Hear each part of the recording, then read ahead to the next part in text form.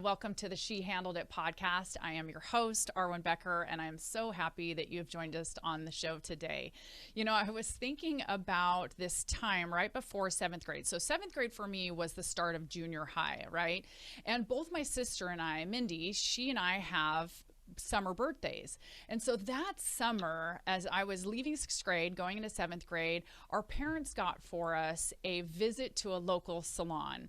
And what was going to happen at the salon is we were going to get our hair and makeup done and then go out with our parents. So at this point, I don't even think I was really even allowed to wear makeup. So I was finally kind of getting that little foray into wearing makeup before junior high. So we went to the salon, and this woman worked magic because I have naturally curly hair. I wear it totally curly sometimes. Right now I have it totally straight, but I didn't know what the heck to do with this hair. And it was in the 80s. So for any of you who lived through the 80s, okay, let's go back there a little bit. I had kind of like a glorified mullet is what I would call it. And it was starting to grow out. So the hair that was short on the side for much of elementary school was starting to get longer, but it was maybe only like halfway to the length of my long hair. So I had no idea what to do with this. So this woman just works magic. And she made it all curly. It looked amazing. I had great makeup. I still look at the pictures, and I must have been just a couple of days over the age of 12, and I still look at them and I'm shocked because I look 18. It was crazy. And so she did amazing. So what I got this really great idea about, because I felt so good about myself, was the morning of my seventh grade photos was to ask my mom to replicate what this professional woman at a salon had done. It didn't go well, to put it bluntly. I looked like a sweaty rocker who had just got off of stage because I had way too much product in my hair. It was a disaster. And yet there were two things that I really learned throughout that process. One, you don't replicate what a professional does the morning of school photos. That's not a good idea. But the second thing that I learned through this tragic hair event of sorts is that you have to be able to, I learned how to just properly manage this curly hair of mine that I had resisted for so long. Even though I've now have this picture memorialized for the rest of my life of those 13 years of photographs, this is by far the worst photo. But I learned that I could figure out how to work with this hair of mine. And it really took this little minor tragedy and it turned it into a triumph. And today's guest knows all too well what tragedy and triumph look like, but in a much deeper way. Tina Mitchell has been in the mortgage industry for more than 25 years and has been recognized in the top 1% nationwide. She's highly committed to education and has designed and owns the Mortgage Triangle software, which is available to mortgage professionals throughout the country. She's been awarded Partner of the Year from Washington Realtors and Member of the Year from Women's Council of Realtors, just to name a couple. Tina is radio personality and host of the Money Hour on AM 1150 KKNW. She's the founder and owner of TM Media Agency. She's a dynamic keynote speaker. She's the coach on One Time Your Business and the author of Journey with Me. Tina Mitchell has faced her share of tragedies through the journeys of her life. However, through these tragedies, she was able to triumph. That's my kind of gal, I'm telling you. Tina believes that life throws you tragedies so you can share your story of triumph on the other side. Welcome, Tina Mitchell. I'm so happy to have you on the show today. Thank you so much for the invite. Very excited to be here and to share with your listeners this morning. Well, me too. I'm certainly looking forward to hearing this story. Very, very, very deep story. I know we've got a lot to cover. But before we jump in, why don't you tell us the song that you brought to add to our Overcomer playlist? Well, when you asked what my favorite song was, I had to say my song because if you have ever wrote a song, mine started out as an actual poem when I had these words that felt like it met something. So I pulled over on the side of the road and I started writing in my little black book. And then I started crying and I was getting tears of joy and the goosebumps and all of those amazing things that happen when you embrace something in the beginning that seems like it might be a little special. And then a year later, when I did my first community work with women in transitional housing, I thought, my gosh, I don't know if I'm ever going to be able to see these women again. And we had such a powerful 3 hours together. And I wish that I had something that I could leave with them. And as soon as I opened my door, I realized that Dream was not meant to be a poem. It was meant to be a song. And so immediately I went into studio and hired the people I needed to hire, including the singer, because you wouldn't want to hear me sing it. Are you sure? Yeah, no, definitely, definitely not. And Dream was produced, and many magical things have come from my song for me. Have you ever written songs? I mean, prior I to haven't, that? and I'm not even a poem writer. So it's funny because when I came home that night, after I pulled over on the side of the road and all these words were coming to me, I will not miss a moment. I listen, watch, and feel. My day is filled with mountain miracles. My dream is real. I sing, dance, and play.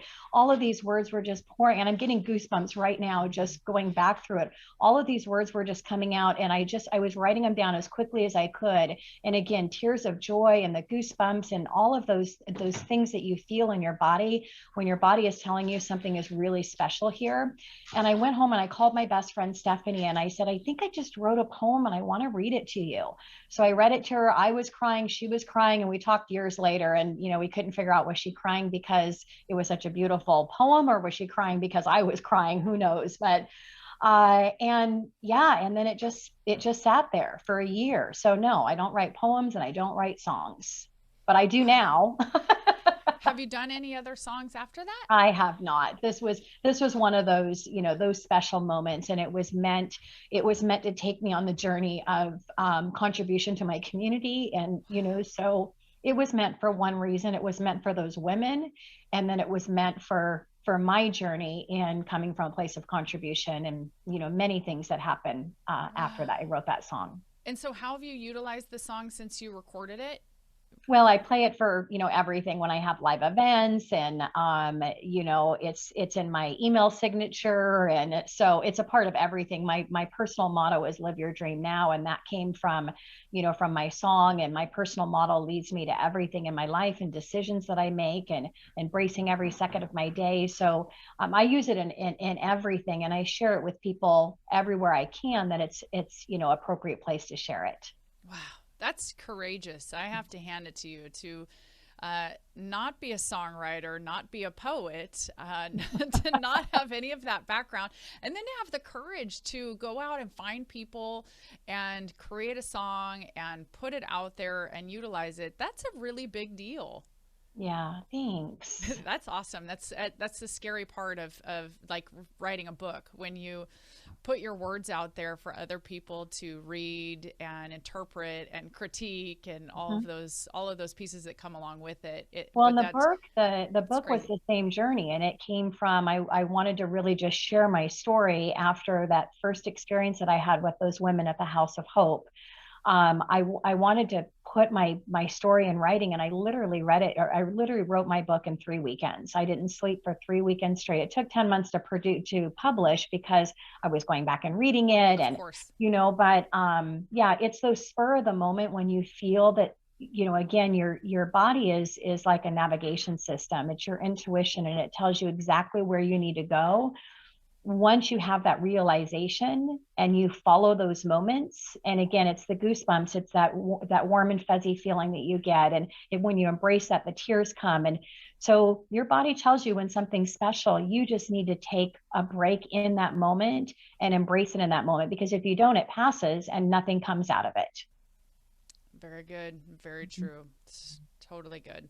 So I know you have a powerful story to walk us through that has been filled with a lot of different heartbreak and tragedies. So why don't you take us back to the heart of that struggle?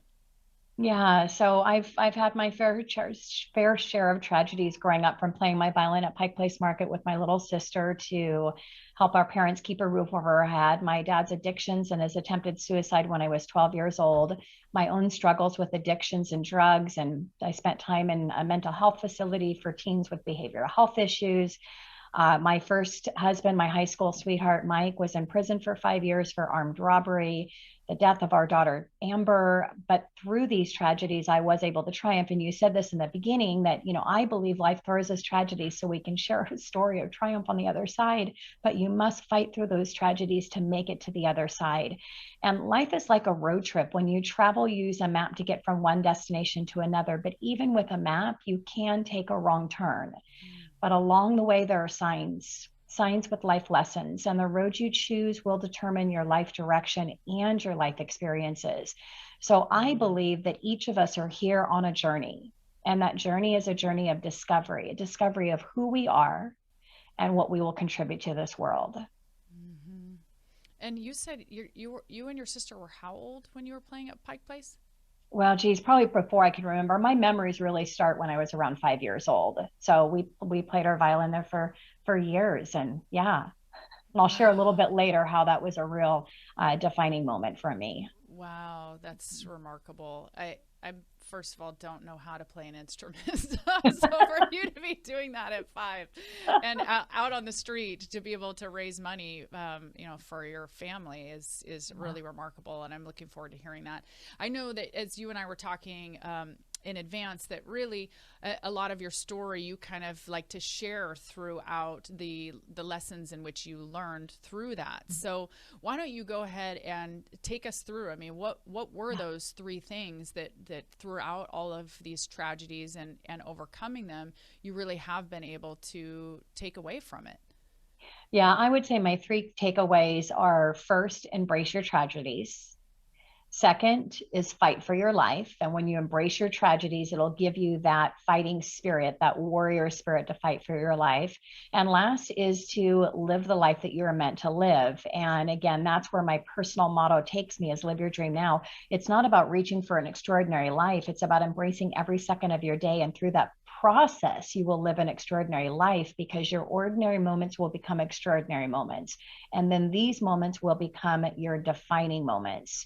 So I'd love to share with your listeners today a defining exercise that brought me to my key takeaways. And I believe, and this is what I hope that your takeaway for listening today is, to connect your dots. And I was inspired by Steve Jobs' commencement speech with Stanford when he shared connecting his dots. And immediately, here's another one of those defining moments. I was in a place that I was so inspired by him connecting his dots. I thought, my gosh, I need to connect my dots. And before this moment, and this was the financial meltdown, time frame that I'd done this. And before this, I had no idea how my life experiences had brought me to where I was at today, good and bad. So I'd love to take you through my exercise of connecting my dots, and it'll kind of break down my story a little bit. So please remember, if you're listening today, no matter where you're at right now, today is success. Every tragedy will lead you to triumph if you create the space for yourself to see the triumph that's waiting on the other side. Triumph will bring you the strength to get through your next tragedy, because guaranteed your next tragedy will visit you someday. When you have the tools, which I believe connecting your dots, and it's an exercise that I do every night before I go to bed, you're able to see those tragedies and where they're leading you to what triumph. You may not know, you may think what the triumph is. It may turn out completely different, but your journey in life is not trying to figure it out. It's just embracing the process and going with a curiosity spirit to wonder of what you think is going to come out of this, whether that's what's going to come out of it or not. So for me, it all started when I started connecting my dots. It started from the train station, from my earliest memory, which was about when I was 5 years old. My mom used to take my little sister and me to the train station. This was her place to escape her reality and to dream. For me, it was the time and place where I learned the value of visualization.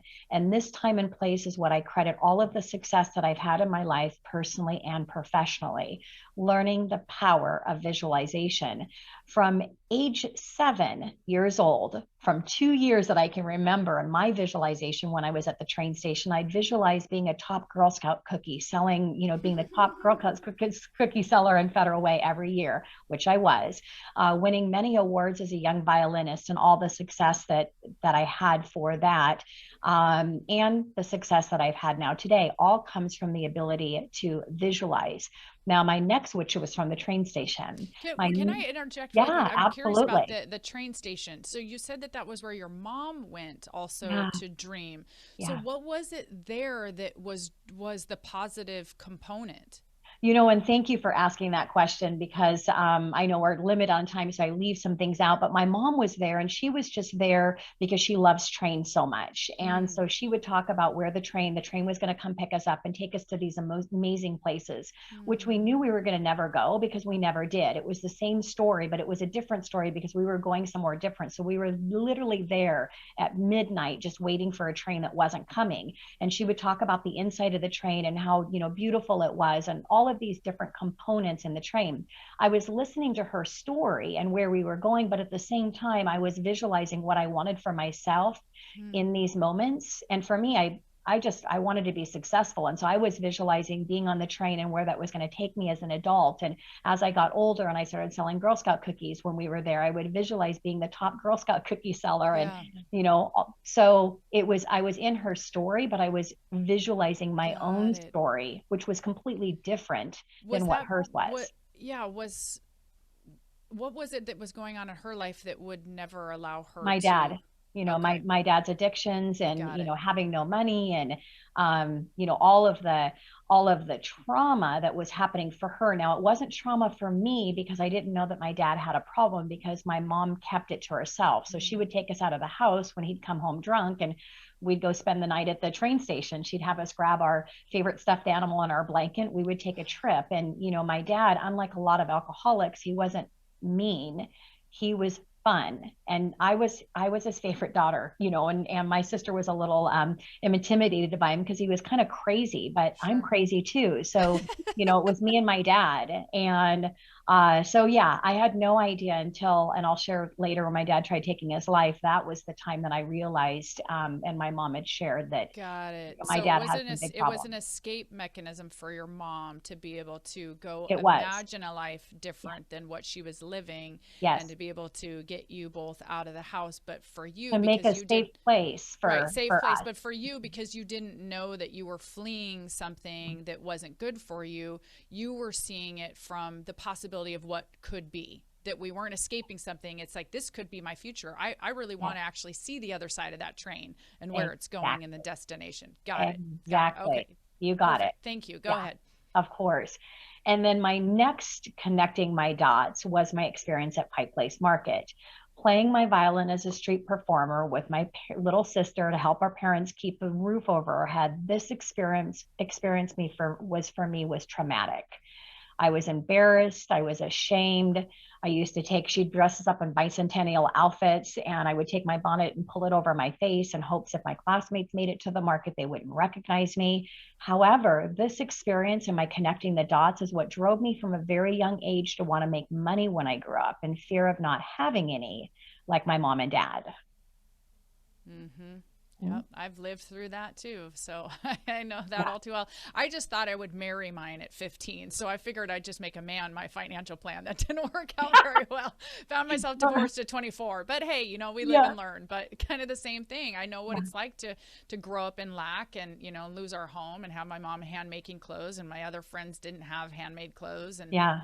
just that feeling. And it was just like, I will do anything to not feel this way, but yet I didn't have some of the skills I think that you were maybe at least alluding to and recognizing. I just was like, I need to find somebody financially successful, because I didn't Yes. feel I could be that person Mhm. that could bear that weight and be the responsible person for myself. So I And figured isn't somebody that else so could do it. interesting? Because I believe it was the visualization. And my mom and dad always said I could do anything I wanted to, but I had the tool, which was visualization, because I never visualized anyone else in my life. I Isn't visualized that me and my interesting? success. And, I was going to be somebody really important. And at that young age, it was driven by money. I was going Yeah. to make a lot of money. Now, Yeah. as we get older, we realize it's not about money. But, so yeah, But money still gives us the opportunities tool. to Yeah. to do the things that we want to do, to be able to help people. I mean, you know, your life of giving and being able to serve in communities of women and that are trying to flee bad Yes. circumstances and things of that nature. It still takes resources in order Yeah. to do that, resources in the form of money or time. Yes. And so those things are, they serve a great purpose, but it can't be the only purpose Yes. that you're fighting for, because of course money is not positive or negative, it's neutral, it's how it's Yes. used. So yeah, Absolutely. so okay, so you were in Pike Place Market, you were realizing that was something you absolutely did not like, Nope. and the way that it made you feel, and you were not going to have this money struggle that your parents were Yes. having. So where did it Yep. go from there? And then my next connecting my dots is when my dad committed suicide, tried to take his life. When most would consider our family dynamic challenging, I was able to succeed at a very high level from the age of 7 to 12 because I learned to visualize, and it showed me what was possible for myself. Visualization built my confidence, it built my willingness to do the hard work to make my dreams come true. However, being daddy's little girl and loving him so much, when he tried taking his life, everything changed for me. This was when, in my life journey, I made a really bad turn, not a wrong turn. It was a tragic turn. However, it led me to where I'm at today. Sure. My life went down really quickly. It literally happened overnight. I was lost. I lost hope. I abandoned all of my old friends and started hanging out with a really bad crowd. I started drinking at 12. By 13, I was doing every drug I could get my hand on. As I shared earlier, I spent time in a mental health facility for teens with behavioral health issues. By the age of 15, our story kind of sounds similar in spaces. I started dating my first husband, Mike, who was at the time was 20 years old. Um, then I got pregnant and graduated from high school, pregnant with our daughter when I was 18 years old. And that was the connecting the dots when hope came back into my life. And I felt as if I'd started a new journey in life and magical things would be coming my way. However, we lost Amber to SIDS when she was 4 months old. Wow. 6 months after that, my husband was arrested for an armed robbery that he had committed 2 years before I was pregnant. And he was sentenced to 10 years in prison. He ended up serving 5. But my biggest connecting the dot was the day that I went to the cemetery. It was the day before the police had came to our house to arrest Mike. And I was sitting there with my daughter, Amber, and my intent that day was to say goodbye, because I was going to take my own life. And as I was sitting there with Amber, I noticed a new headstone that wasn't there the day before that I was at the cemetery. And it was 2 brothers. They had died a day apart from each other. Kevin was 2 years old, and Michael, he was 4 years old. And in that moment, I changed my shift, not consciously, but subconsciously. I started thinking about their mother and the pain that she must have been going through. And I started comparing that pain with my pain. I'd had Amber for 4 months when I lost her. She had had Kevin for 2 years and Michael for 4. I'd lost 1 child and she had lost 2 children. And then in that moment, consciously, I thought back to that day when he tried taking his life. My dad tried taking his life. And I remembered how overnight I completely changed into a completely different person. And I realized it was because of the choice that I had made, the choice not to fight for my life. And in that moment, I had made the decision, I'm just going to try. And I'm going to try to see what would happen. What would happen if I tried fighting for my life, the life that I had left with my husband, Mike, which I loved very much. And he was the only part of Amber I had left. So I put all of my focus on our relationship and what life would be like when Mike was released from prison. Yeah. Now, when Mike came home, things didn't work out. A whole nother tragedy story that didn't end on triumph for so many reasons. But at the end of my marriage, when I had to divorce my husband, he later died of a drug overdose. In this moment was another connecting the dots. I realized that I was only in control of my life. Right. No one else's life, because my dream for Mike and my marriage with him and the children that we were going to have and the beautiful life we were going to have, that's what drove me. And that's when all my success happened professionally, my career, because I had bought my first home when I was 20 years old, when my husband was in prison. But when our marriage didn't last and he died of a drug overdose, I realized that I needed to focus on my own life. And so that was the first time, and that was the connecting to the dots when I realized, and ever since, I always focus on being the best that I can for myself, because through that process, then I can create my best self to where I can be of support for other people. But I can't have my life depending on anyone else. Right. And And your then that, life and you living that best life also then gives permission to the people around you to do the it does. same for themselves, It because does, they but see not that. everyone is going to take that permission, Sure. and you can't be in control of that, right? Right. Right. Yeah. It's we can either be live in a state of being a victim or Yes. being victorious. I mean, Yes. there's we all face those situations, and we all face tragedies. I mean, Yes. I haven't faced all of the same tragedies that you have. There are some parallels in there. I know what it's like to grow up in an alcoholic home. I know Yeah. what it's like to have that stuff shielded from us, my sister and I, in dealing with that. But how we react to it, and how we think about ourselves, or how we think about how we can get past this, that this is not the defining moment in my life, that I'm now going to always be, the woman whose husband died of an overdose, or the woman who lost her child when they were 4 months old, or the woman who XYZ, fill in the gaps. We can be, I'm a woman who overcame. I am Yeah. somebody who is victorious. I am a woman who has been through some stuff, and I've come out on the other side, and I Yeah. know that you can do it too. And I know that Yeah. that's what you spend your time doing, being able to challenge women to think differently, and to believe that they can take that tragedy and utilize it in a positive way to be able to bring hope and peace and great life for people on the other side of it. Yeah. So true. And then the last connecting my dots that I'll share with you today is what made me the person that I am today, personally, as a woman, and what's most important to me in life. And it was the financial meltdown. This was the biggest professional tragedy that I ever had. And it's what brought me to personal growth and the intention to be a better person, in hopes that I wouldn't be so attached to money Mm. and success, because until this day, my money and success did very well for me. And when that was taken away in a short period of time, I thought, I need to find something that's not attached to money. And it started my personal growth journey.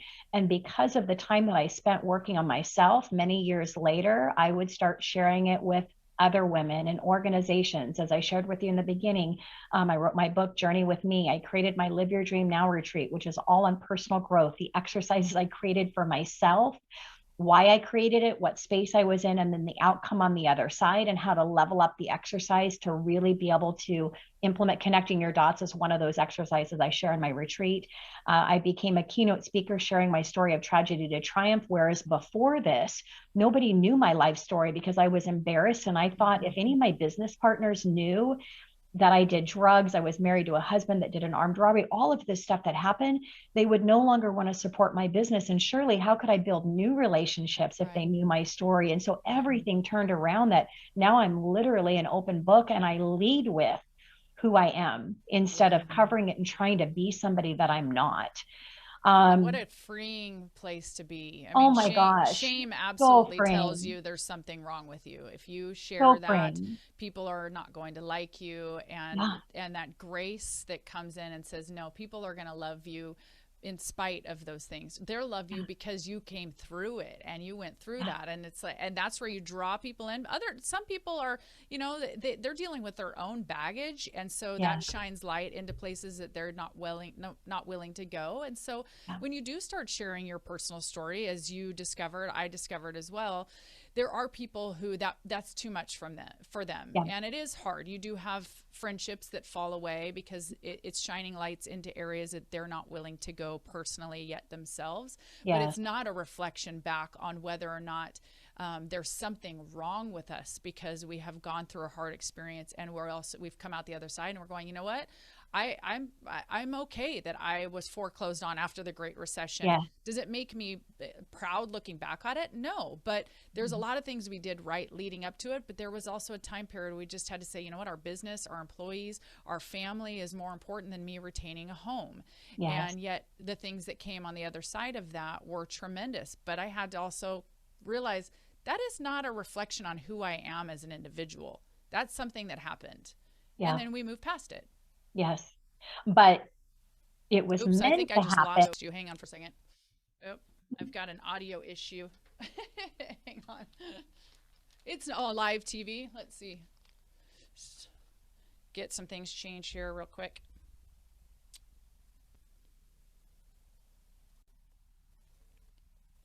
Can you Yep, hear I me can now? hear you. Can you hear me? Okay, there we go. Okay, Yep, yep. perfect.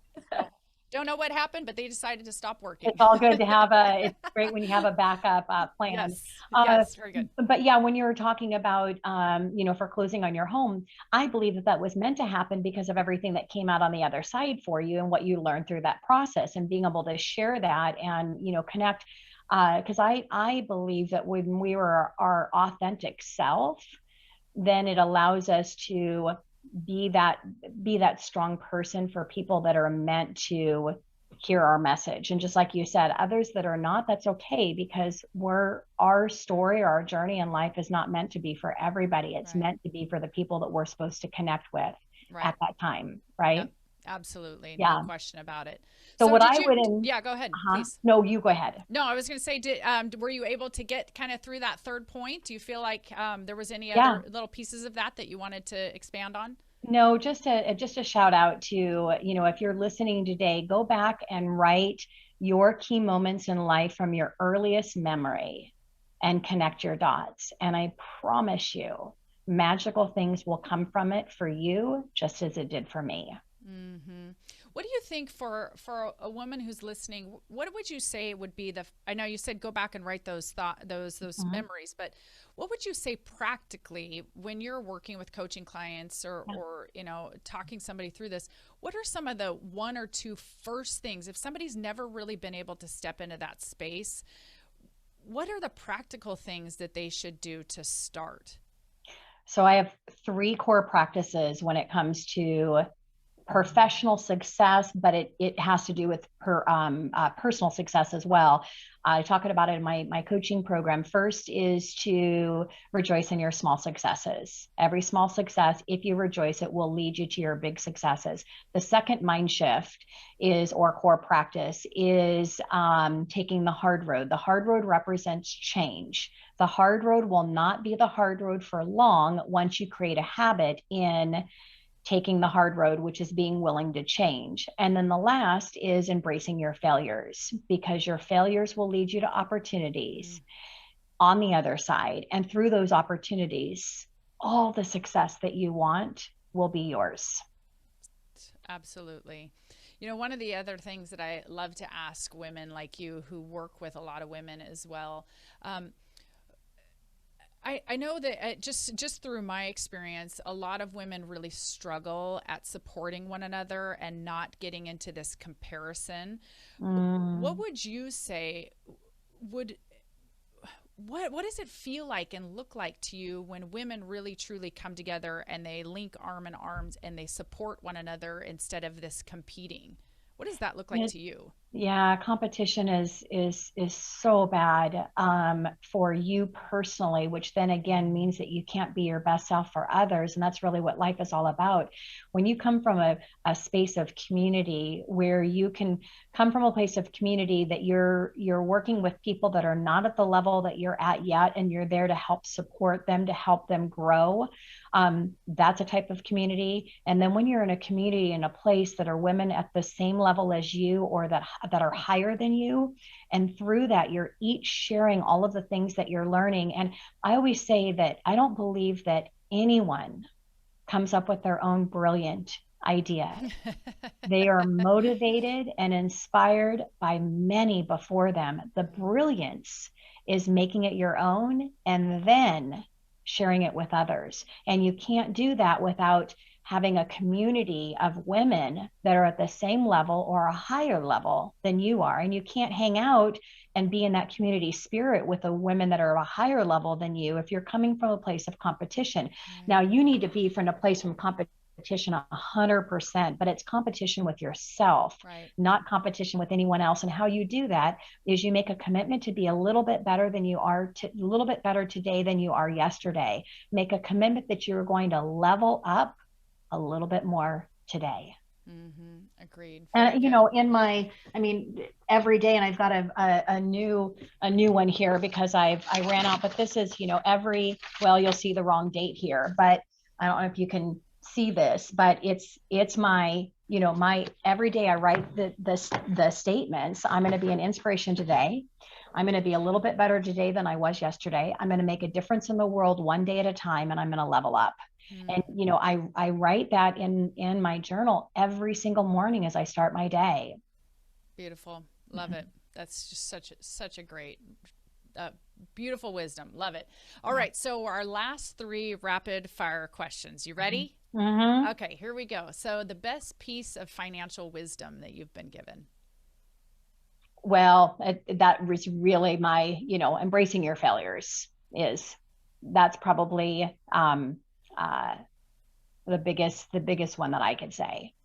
And can you expand kind of how you see that as it relates to money and finances? Yeah, just be exciting. Be excited for your next failure and be extra excited for your next biggest failure because it's leading you to your biggest success. And if not for that failure, success will never be yours. Yep. And just as tragedy to triumph, the bigger the tragedy, the bigger the triumph on the other side. In business, the bigger the failure, the bigger the opportunity on the other side. So if you want little failures, little opportunities are going to present themselves because I believe in balance, yep. The balance in the universe. So yep.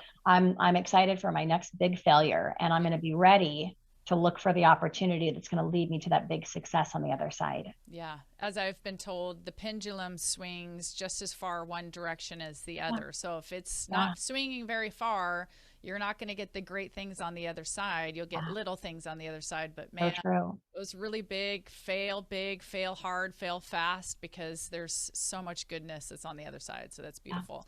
What about a book that you would recommend and why? Well, my favorite book is Who Moved My Cheese, and that's what led me to creating my One Time Your Business coaching program, which is around time management and business efficiency. And it's tied to my first mind shift in creating a habit to One Time Your Business, which is rejoicing in your small successes, and then leading into taking the hard road, which represents change. And so, yeah, Who Moved My Cheese would have to be my favorite. My second would be my own book. Tell us a little bit about your book. Yeah, so my book's Journey with Me to Personal and Professional Success. It's obviously my story and my journey in life. And through that, I share my core practices, my personal core practices, and my business core practices.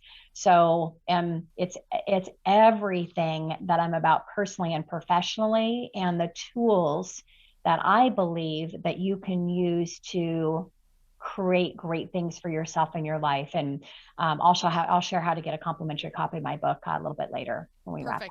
Can you tell me how you came up with the name of One Time Your Business? What does that fully mean? Well, it's so funny because I've been saying one timing. I don't know. I've been saying one timing since I was a restaurant manager. You need to one time this, and when you're going out to your tables, always have a cup coffee and pick stuff up in your station on your way back. And so when I got into the mortgage industry, my team behind the scenes has been one timing their business. All my team one times their business. So I don't know how I came up with it. I was just one timing. I called it one timing in the restaurant. And then when I got it in the mortgage industry, I called it, we need to one time our business. And here's what this means. And so, so I've been doing it for my entire professional life. So I wish I could remember where I came up with one timing, but I like it. No, now it makes sense. It is trademark. So I did, when I created my coaching program, I latched onto that really quickly because it just the idea of doing something once so you can consider it a one and done, whereas majority of people are part of the rat race, constantly putting out fires, stuck in a rut. It's all because they're doing the same thing the wrong way over and over and over again. No, that's good. Really The good. one time it. Yeah, that totally makes sense. And what's a favorite quote of yours? And I'll have to share a quote that I wrote, and this came after I wrote my poem Dream that became a song. Wake up every morning alert to all the surprises waiting just for you. When you watch for them, they show up everywhere, and what an amazing day it would be, or what an amazing day it will be. Yes. Oh, I love it. So I good. have So to say, when yeah. it's your own, it has to be your favorite, because there's so much that goes around that when you actually take the time to write your own. And so that's why I say that. Agreed. And how can listeners get a hold of you? Give us all the good, juicy details. Yeah, so you can just go to tinamitchell.com. That's TINAMITCHELL.com. That'll take you to my events page. You'll see my speaker sheet. My keynotes are complimentary. My workshops that I do for organizations are complimentary. I do a Live Your Dream Now workshop for other people, just that are whatever space. That's complimentary. My 8-week One Time Your Business coaching program is complimentary. So all of the events there, they're all complimentary. My book, it's complimentary. You can listen to my radio and podcast show if you want to come as a guest. There's an online calendar that's complimentary. So I give everything, everything that I can away, because I have platforms. All of my platforms make me money. So, I believe when you're making a decision to do something, it must be balanced. You need to come from a place of contribution, and you must be able to monetize. However, you have to have spaces in your platform that monetizing is not about the money. It's about coming from a place of contribution. The money always follows. So in my complimentary coaching program, you can level it up and spend quality time with me for a year in group coaching. That has a cost. So the complimentary coaching is a place of contribution. The monetize is being able to share what's important to me. Also the ability to spend quality time on a paid program for people that are interested. So, yeah. Very good. And I know you and I were talking about before we went live the fact that my sister has been integrated and working with you and your coaching company, and has really just seen such a tremendous shift for her personally, because it's so practical. And for any of you who are listening that maybe unlike Tina and I, who, we've been doing so much of this personal study for so many years, sometimes if that wasn't a space that you came from, maybe you didn't have parents that encouraged you in that, or for me, I was an athlete, so I had a lot of coaches that taught me how to goal set and taught me how to visualize and taught me how to utilize these different tools that were going to be able to help me one time thing and not do it over and over and over again. Oh.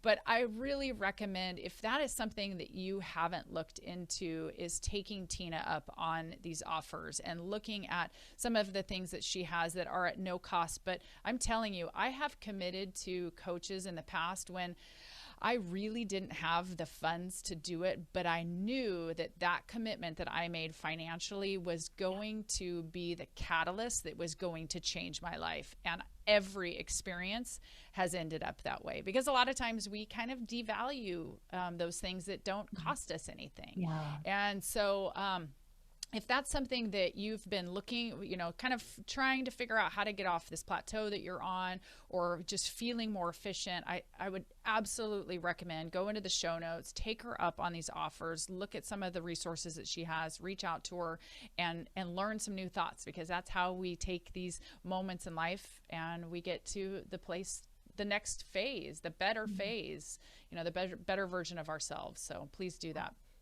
Thank you. Well, thank you so much for taking the time to be with us today and sharing your heart and your story and the tragedies, but more importantly, how you overcame them. I sincerely appreciate it very, very, very much. Well, thank you for the opportunity. I look forward to go to my events page and sign up for my show, because I'd love to have you in studio for mine as well. And I want to thank all of your listeners for tuning into your show, because what you're doing is amazing, and bringing in women and allowing them to create this space is a really beautiful thing. So congratulations for that. Thank you so much. I appreciate that.